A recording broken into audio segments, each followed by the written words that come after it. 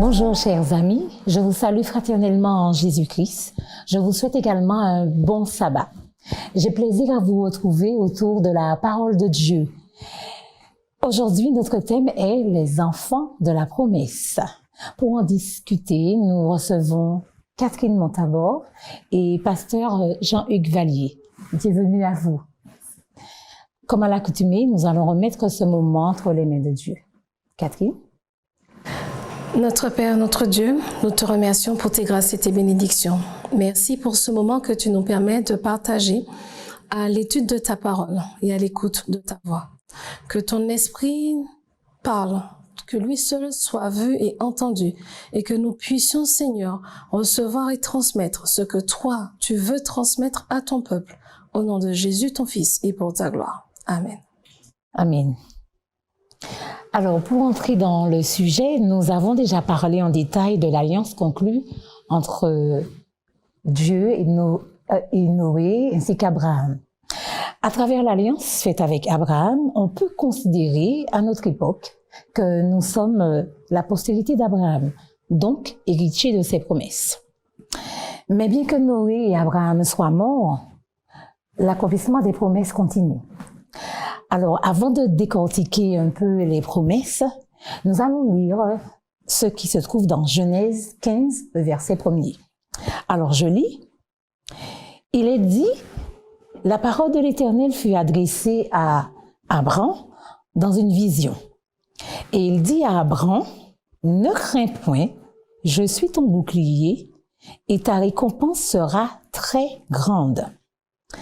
Donc, nous allons essayer d'analyser déjà les éléments de ce verset. Donc, premièrement, dites-moi pourquoi l'Éternel dit à Abraham, ne crains point. Donc, est-ce que Abraham devrait avoir peur?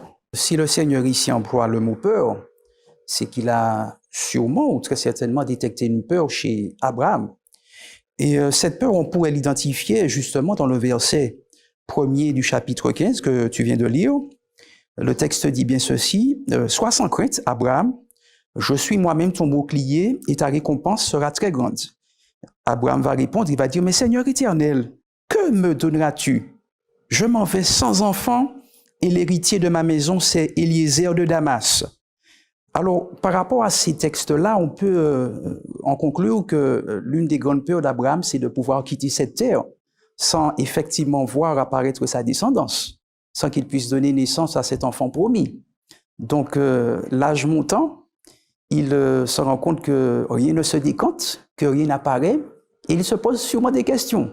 Donc, la peur à ce moment-là peut apparaître, et Dieu vient et réconforte Abraham et lui dit « Ne t'inquiète pas, n'aie pas peur, je t'ai fait une promesse, et je suis ton bouclier. » Donc, cette peur est liée au fait que dans son humanité, il ne voit pas apparaître la promesse et on peut supposer, on peut comprendre qu'il puisse s'inquiéter, qu'il puisse avoir peur.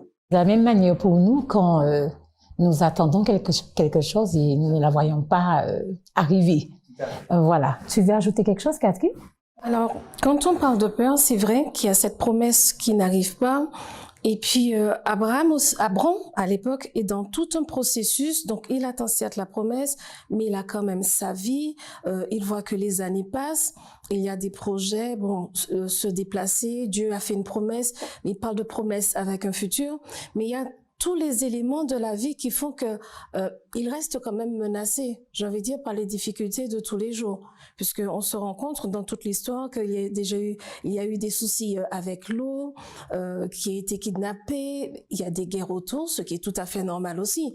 Donc la peur est liée certes à la promesse, puisque c'est vrai, on se pose des questions, mais l'ensemble de la vie, les autres aléas de la vie font qu'aussi on se dit oui, Dieu a fait cette promesse, d'accord, c'est vrai. Mais il y a tellement d'autres choses aussi dans ma vie qui font que je peux avoir peur, que l'un dans l'autre, on finit par avoir peur de plusieurs choses qui sont réelles et effectives aussi dans notre vie.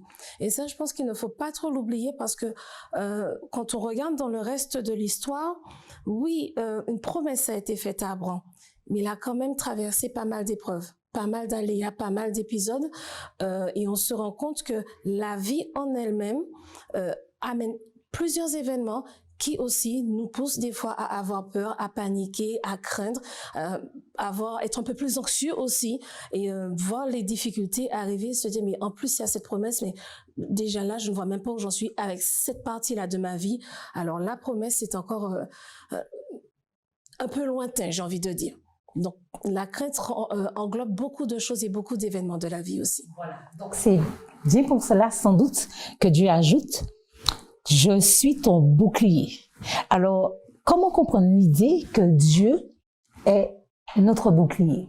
Le contexte immédiat peut donner le sentiment que ce bouclier se réfère à une protection dont on a besoin en temps de guerre. Puisque Abraham est souvent confronté il part en guerre. Ça lui est arrivé de partir en guerre, notamment quand il s'est agi de venir en aide à Lot, il fallait bien qu'il parte en guerre. Donc, par rapport à ce contexte, on peut avoir l'impression que le bouclier dont il est fait mention ici se réfère à une protection contre l'armée ennemie. Mais le mot bouclier ici dépasse ce contexte-là. Dieu emploie ce terme pour rassurer Abraham, pour lui dire « Si tu ne vois pas l'accomplissement de la promesse, je suis pour toi une protection. Si tu ne vois pas apparaître une descendance à travers toi, je demeure malgré tout pour toi une protection. Donc, je te donne la garantie que la promesse que je t'ai faite va se réaliser. Maintenant, si elle ne se réalise pas, ce ne sera pas de mon fait, mais ce sera de ton fait. » Alors, Dieu est vraiment là pour rassurer par rapport à une peur, et il rassure aussi par rapport à l'accomplissement d'une promesse qu'il a faite. Et je crois que c'est vraiment rassurant de se dire que le Dieu que nous servons, ce Dieu à qui nous pouvons nous adresser 24 heures sur 24, cherche toujours à nous rassurer, cherche toujours à apaiser nos peurs, à faire en sorte que notre foi en lui puisse s'enraciner, se consolider, malgré ce que nos yeux pourraient voir, ou malgré ce que nous avons l'impression qu'il ne pourrait pas prendre place. Et je crois que vraiment, un Dieu comme celui-là, je n'en veux pas d'autre. C'est celui-là que je veux. Un Dieu qui me rassure, un Dieu qui me réconforte, un Dieu qui me donne la garantie que les promesses qu'il a faites vont se réaliser. Il se porte garant. Et nous n'avons pas d'inquiétude à nous faire. Voilà. Alors, j'ai une autre question. Alors, Dieu comme notre bouclier. Alors, cela a-t-il signifié quelque chose pour Abraham? Certainement. Mais que cela ne pourrait pas signifier pour nous maintenant. Elle est un petit peu complexe, cette question. À l'époque d'Abraham, effectivement, Dieu a voulu être un bouclier pour Abraham. Et nous qui sommes, on va dire, par rapport au fait que nous voulons exercer la foi d'Abraham, nous devenons par conséquent des enfants d'Abraham. Par conséquent, le bouclier qui a été un élément essentiel pour Abraham le devient aussi pour nous. Dieu devient pour nous aussi un bouclier, puisque nous sommes, on va dire, par la foi, des descendants des enfants d'Abraham. Par conséquent, nous pouvons avoir cette certitude, on va dire, cette confiance qu'effectivement Dieu est pour nous un bouclier en tout temps, 24 heures sur 24, et par rapport à cela, nous n'avons pas d'inquiétude à nous faire. Alors, c'est vrai que, certain, Dieu est notre bouclier, et ce qui est aussi intéressant de voir, c'est que c'est le seul moment dans toute la Bible où Dieu lui-même utilise le terme d'origine que l'on traduit par bouclier. Donc, ce terme est utilisé à différents moments encore dans la Bible, mais par les auteurs qui parlent de Dieu. Mais Dieu, lui, c'est la seule fois où il dit « Je suis ton bouclier ». Donc, on voit qu'il met en place une relation personnelle, mais pour moi, aujourd'hui, justement, ça voudrait dire quoi? Et j'ai envie de dire, pour Abraham, déjà à l'époque, ça voulait dire quoi? Tu m'annonces que je vais avoir un fils. Ok, pourquoi pas? Qui viendra de mon épouse qui est stérile. Toujours essayer. Maintenant, les choses vont. Lot qui est censé, enfin que je considère comme mon frère, puisque il parle dans le livre de Genèse chapitre 14, mon frère Lot, il se fait kidnapper.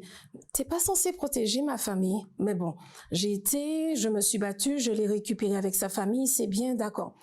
Mais il y a encore d'autres choses qui vont autour. Il y a d'autres événements, il y a encore des guerres, il y a beaucoup de choses qui se passent, et tu es censé me protéger. Et des fois, on a envie de se dire, mais est-ce que quand on parle de cette protection, de ce bouclier, c'est un aspect physique?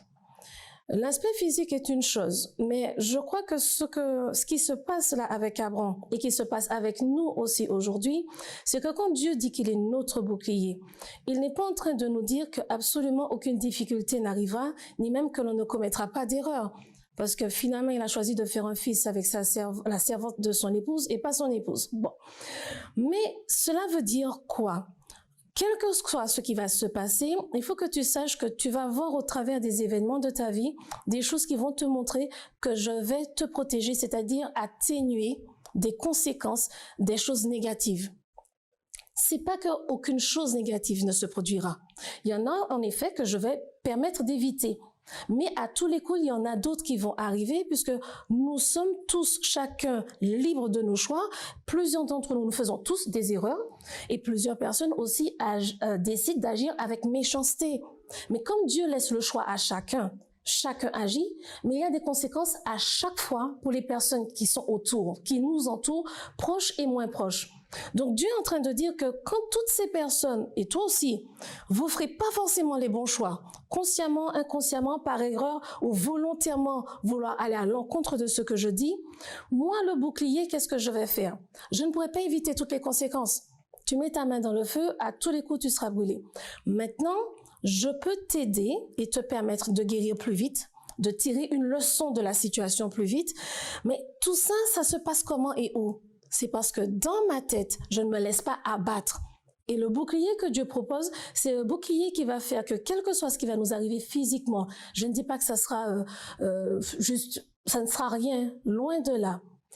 Mais la chose qui nous permet d'avancer, de nous battre, quelle que soit la difficulté, et même quand les difficultés ne sont pas physiques, c'est vraiment ce que nous avons à l'esprit, notre mental. Donc cette force que Dieu nous donne et cette protection qu'il nous donne pour que quand les difficultés arrivent, cela ne nous donne pas un coup au moral tellement grand et tellement fort qu'on ne puisse pas se relever. Parce que si Dieu est là, mais que moi je décide de ne pas me relever pour lui permettre de m'aider à avancer, qu'est-ce qu'il peut faire pour moi? Et c'est là où le bouclier aura une importance capitale. C'est arriver à comprendre que Dieu ne permettra pas que les choses arrivent au point que l'on a dans notre tête, il ne soit pas présent avec nous pour déjà y faire face dans notre tête et ensuite pouvoir agir. N'est-ce pas merveilleux de voir comment notre Seigneur peut nous protéger? Maintenant, nous revenons un peu plus sur les alliances et les promesses du Messie qui en découlent. Alors, nous allons lire Genèse 28, verset 14. Alors, je lis. « Et toutes les familles de la terre seront bénies en toi et en ta postérité. » Galates 3, le verset 29 ajoute « Et si vous êtes en Christ, vous êtes donc la postérité d'Abraham, héritier selon la promesse. » Waouh! Quelle merveilleuse promesse, n'est-ce pas? Mais la plus importante, la plus durable, est-ce que c'est celle qui la rend plus valable? Qu'en est-il pour nous aujourd'hui? Alors, on va dire, effectivement, la promesse des promesses, celle qu'on peut considérer comme étant la plus importante, c'est celle qui voit apparaître Jésus-Christ. Jésus-Christ qui est membre de cette lignée, on va dire abrahamique, si j'ose employer cette expression-là. Donc, c'est à travers Jésus-Christ que la promesse va prendre tout son sens. C'est un peu Jésus qui va signer, qui va de son sang faire en sorte que cette promesse ait tout son sens. Et si vous retirez Jésus de cette promesse, eh bien, tout le reste n'a quasiment pas de valeur, n'a pas de sens. Il faut vraiment ici réaliser, comprendre, prendre conscience que toute la promesse, et même toutes les promesses qui peuvent circuler autour, ont tout leur sens à travers la personne de Jésus-Christ. Donc, dès lors que nous mettons notre foi en Jésus, dès lors que nous acceptons le sacrifice de Jésus à la croix, eh bien, nous sommes là aussi des descendants d'Abraham et la promesse prend tout son sens. Elle peut véritablement s'accomplir pleinement à travers la personne de Jésus-Christ. Peut-on dire que le Seigneur a voulu faire de la postérité d'Abraham une nation spéciale? Et quel objectif cette nation devait-elle atteindre? Quand on regarde, Dieu a choisi Abraham pour, en effet, un objectif. Il a dit à Abraham qu'il va devenir une grande nation et il dit, comme on vient d'en parler, qu'au travers de lui, toutes les nations seront bénies. C'est vrai que, a priori, on se demande, j'ai envie de dire qu'on pourrait se demander pourquoi et quelle importance. Savoir que tu n'as pas d'enfant, c'est déjà assez compliqué. la transmission de ton patrimoine et autres. Mais il faut aussi se rappeler que Abraham est un descendant d'un des fils de Noé, ce qui signifie que son arrière-grand-père a vécu le déluge, donc a pu transmettre de vive voix, j'ai vécu le déluge, j'ai vécu l'alliance avec Dieu, j'ai vécu cette expérience avec Dieu. Et il nous a permis de sortir de là vivant, il nous a redonné à manger, il nous a tout redonné.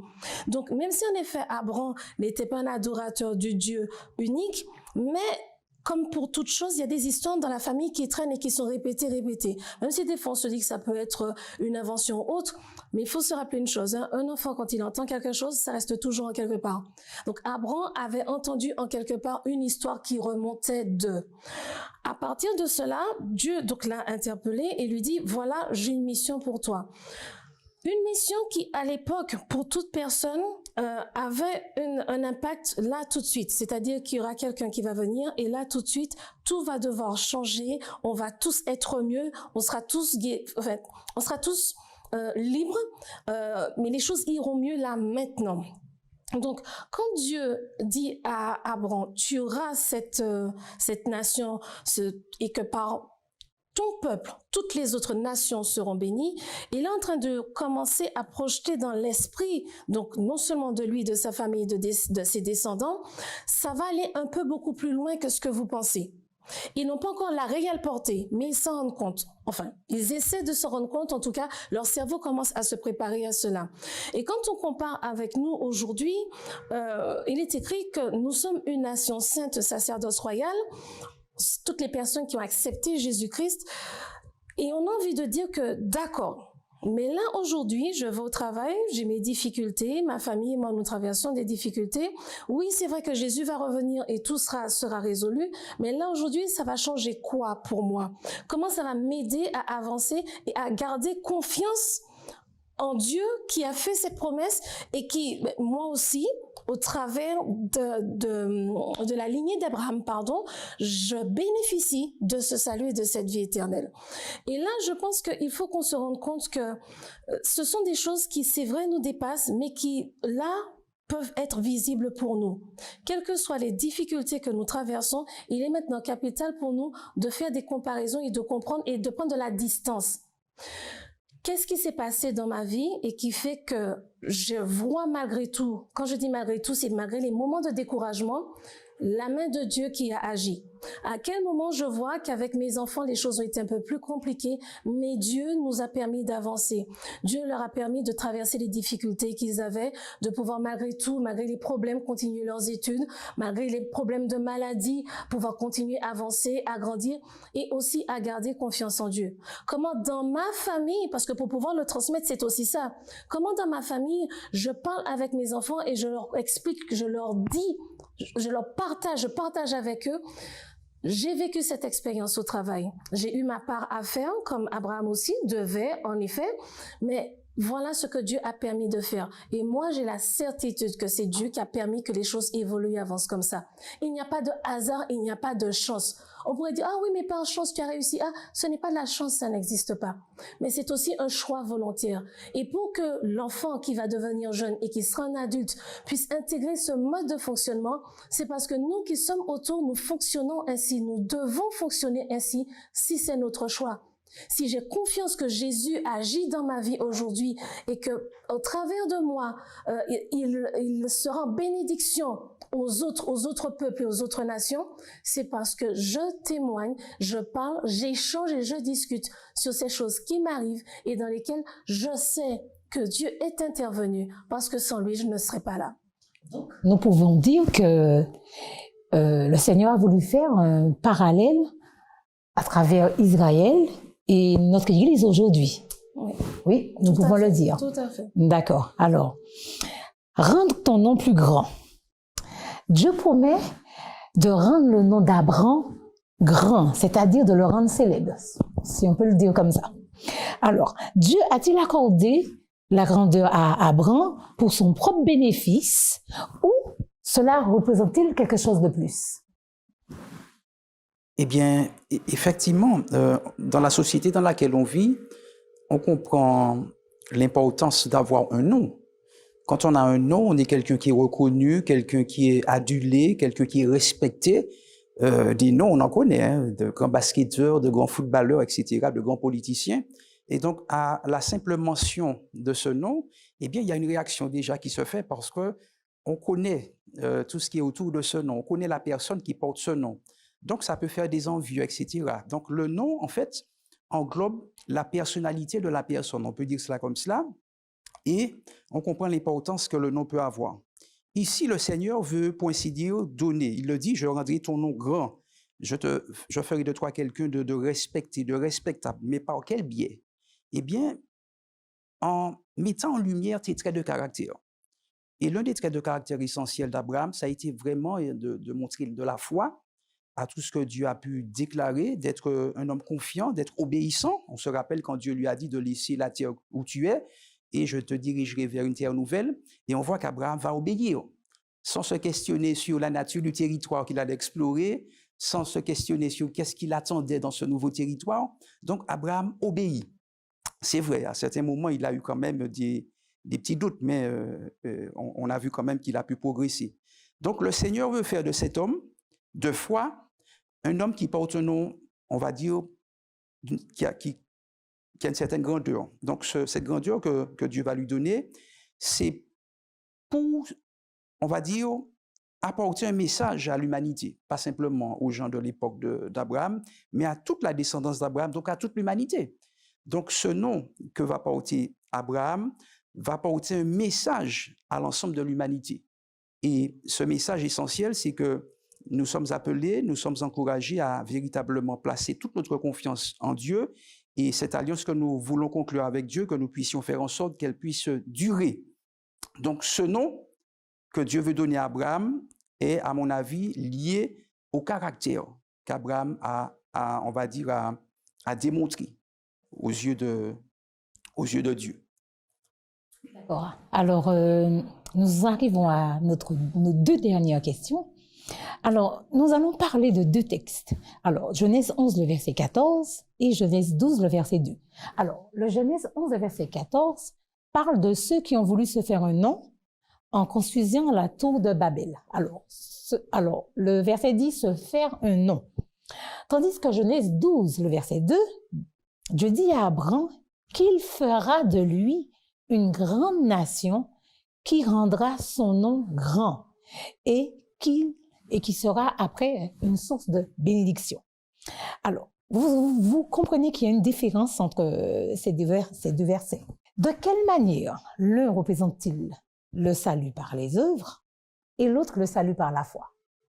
On essaie de se rappeler un petit peu cette histoire, les hommes qui ont décidé de construire une tour. Dans le contexte de Genèse 11, verset 4, on a la tour de Babel. Donc, longtemps après le déluge, les hommes ont toujours en tête que le déluge a tout enlevé, tout effacé. Donc, en réalité, qu'est-ce qui reste de leur mémoire et de leur vécu en tant que civilisation, de leurs grands-parents, arrière-grands-parents et autres? Rien, puisque le déluge a tout ravagé. Donc, ils ont à l'esprit, le déluge a tout ravagé, nous on ne veut pas être oubliés. Pourquoi? Parce que à la base, Dieu a créé l'être humain ainsi. Et quand on regarde, nous grandissons chacun d'entre nous avec nos souvenirs. C'est parce que j'ai appris à parler qu'aujourd'hui je parle, mais c'est parce que mon cerveau a enregistré les mots de vocabulaire, les phrases qu'aujourd'hui je parle. Si j'entendais mes parents et ma famille parler sans pouvoir répéter, je n'aurais pas pu parler. Là, je m'en souviens, j'ai gravé, c'est instinctif. Mais ça reste lié à la mémoire et aux souvenirs. Et absolument toute notre vie est basée sur ça. Donc, les hommes à l'époque se retrouvent avec tout ce souvenir-là qui n'existe pas. Et malheureusement, ils ont repris la même direction que les hommes de l'époque, c'est toujours encore et aller contre Dieu. En effet, depuis que Adam a pris la décision de désobéir à Dieu, c'est quelque chose qui a été régulièrement jusqu'à aujourd'hui reproduit par tous les êtres humains. Maintenant, il y a une notion qu'il faut comprendre, c'est que Dieu nous dit dans la Bible à plusieurs reprises qu'il est notre Dieu, que nous lui appartenons, nous sommes le troupeau de son pâturage. Il sait parfaitement que l'être humain a besoin d'appartenir à un groupe. Et lui, voilà ce qu'il propose. Je vous propose d'appartenir à un groupe qui va transcender les nations, qui va transcender les traditions, les cultures, les années, les décennies et les siècles.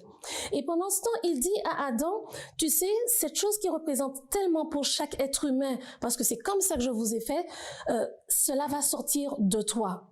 Donc, toi, tu vas être celui par lequel tout va sortir dans cette appartenance. Et ça sera pas quelque chose de physique, de sanguin, mais ça sera quelque chose qui ira par la foi. Donc, pendant que Dieu donne cet encouragement à Adam, il nous dit aussi, vous appartenez à tout cet ensemble de personnes qui est là depuis longtemps et qui continue. Et j'ai envie de dire qu'en allant encore plus loin, qu'est-ce qu'il nous dit? Le nom de référent qui est Adam, c'est quelqu'un qui a commis des erreurs, qui a désobéi et qui a fini par accepter et faire la volonté de Dieu. Mais quand je dis accepter, c'est pas qu'il s'est retrouvé tel au pied du mur. Il a réussi à lâcher prise, à avoir cette crainte et cette peur dont on parlait au départ qui a été calmée. Il a réussi à accepter Dieu, cette paix que seul Dieu peut donner comme bouclier dans sa vie, assurance et force pour avancer, quel que soit ce qui peut se passer, bonne nouvelle ou mauvaise nouvelle. Et il est Dieu en train de nous dire que cet homme, tel qu'il a été, il est le nom de référent, puisqu'on dit les fils d'Abraham par la foi, Abraham, le père de la foi, c'est parce que Dieu prévoit et est avec nous de la même manière.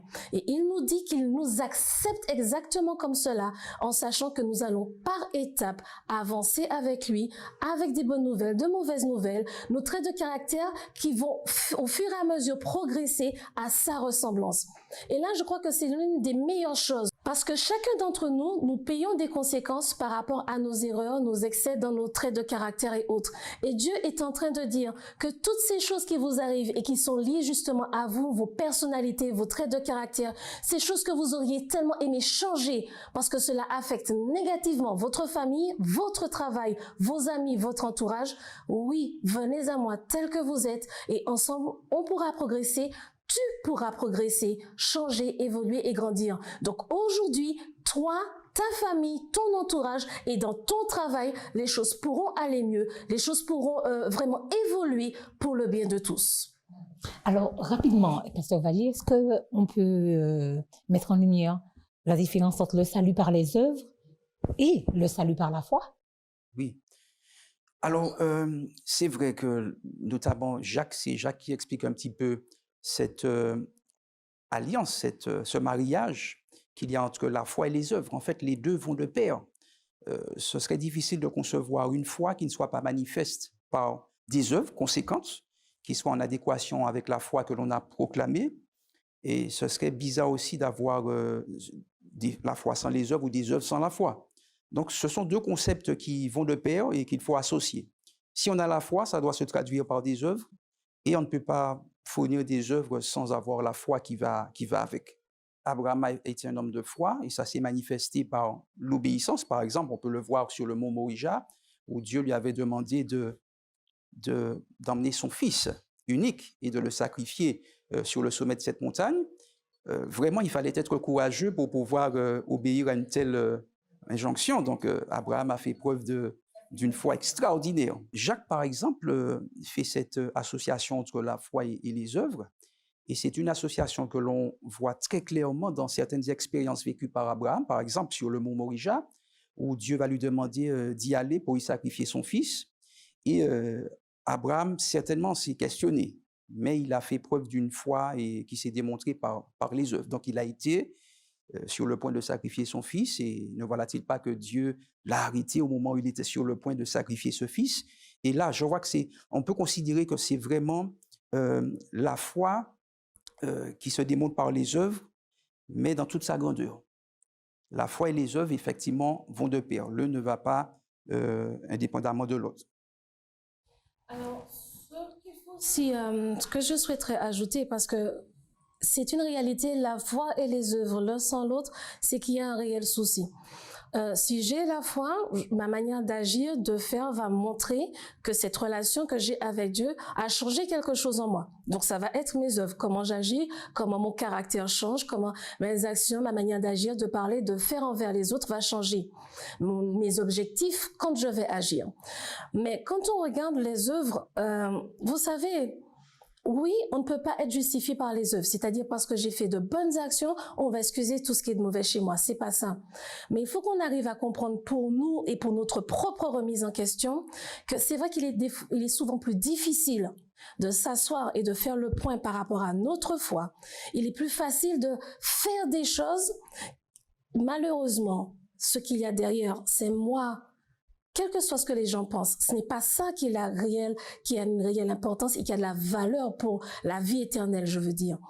Si moi, je passe mon temps à faire des choses, simplement à poser des actes, mais que derrière, il n'y a pas de relation avec Dieu, donc que ces actes-là ne sont pas une conséquence de ma relation, de mon évolution avec Dieu. J'ai fait des choses par les œuvres qui ne m'apporteront rien pour mon salut et ma vie éternelle. Mais le pire, c'est que moi, je n'aurais pas pris le temps d'avoir cette rencontre avec Dieu, pouvoir accepter le pardon de Jésus. Moment difficile parce que reconnaître ses erreurs, ça fait mal, c'est vrai. Mais c'est aussi le seul moyen de pouvoir me soulager, être libéré et avancer dans la vie. De se sentir vraiment, d'être en réelle relation avec Dieu et soulager aussi de nos erreurs, de tout ce que nous avons fait de mal, le pardon que nous recevons, et nous allons obligatoirement nous sentir mieux. Bon, nous arrivons à la fin de notre moment. Alors, je veux clôturer sur cette note de foi dont tu viens d'expliquer, de parler.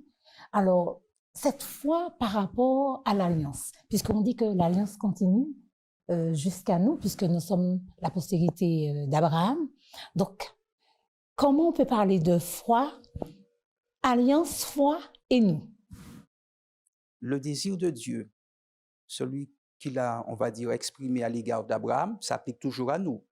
C'est-à-dire que nous sommes véritablement appelés à faire preuve de foi, singulièrement foi à l'égard du sacrifice de Jésus pour nous à la croix du Calvaire. Si nous ratons ce coche-là, tout ce qui aura été fait autour n'aura pas été fait en vain, mais il pourrait s'avérer être vain pour nous qui aurions refusé véritablement de placer notre foi dans cette personne de Jésus-Christ.